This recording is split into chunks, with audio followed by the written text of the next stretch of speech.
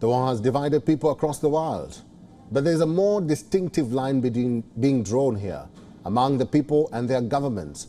Just as the war started, world leaders started taking their sides. While governments are busy aligning with their foreign policy and vested interests, people are driven by their moral calling. U.S. Secretary of State Antony Blinken was one of the first to reach Israel, where he categorically said that till the day U.S. exists, it will stand by Israel. The president, too, has shown unwavering support to Israel. In terms of words and military aid, Washington has not stopped short of support. Meanwhile, this is happening on the streets.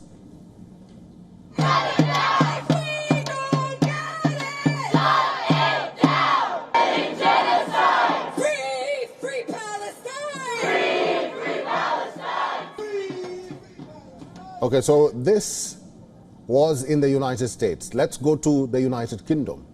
Just about 2 hours back, Prime Minister Rishi Sunak made a statement in the British Parliament.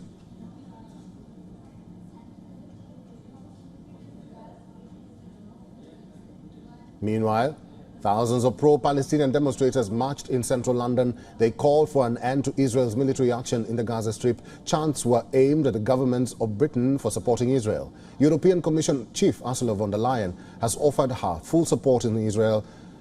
During her visit to Tel Aviv, she met with Israeli Prime Minister Benjamin Netanyahu without first receiving a mandate from EU leaders. While in Israel, she made a statement that raised many eyebrows. She said how Israel responds will show that it is a democracy. Israel's response in Gaza is the exact reason people are out on the streets of European capitals. On your screens are visuals from the latest protests. Police have tried to prevent the gatherings.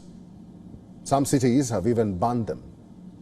But anger over Europe is unequivocally supporting Israel.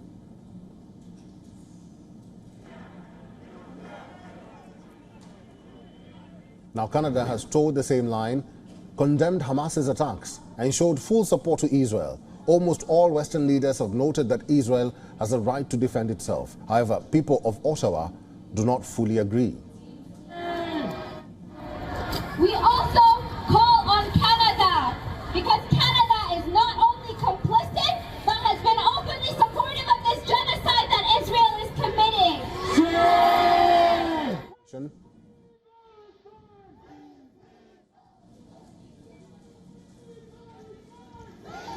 Pro-Palestinian protesters rallied in the streets calling for the end of Israeli occupation. Protesters chanted "Free Palestine" and called for justice for the people.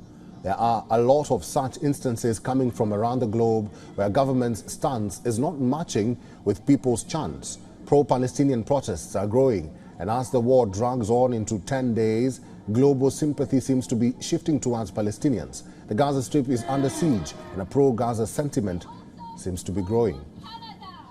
WION is now available in your country. Download the app now and get all the news on the move.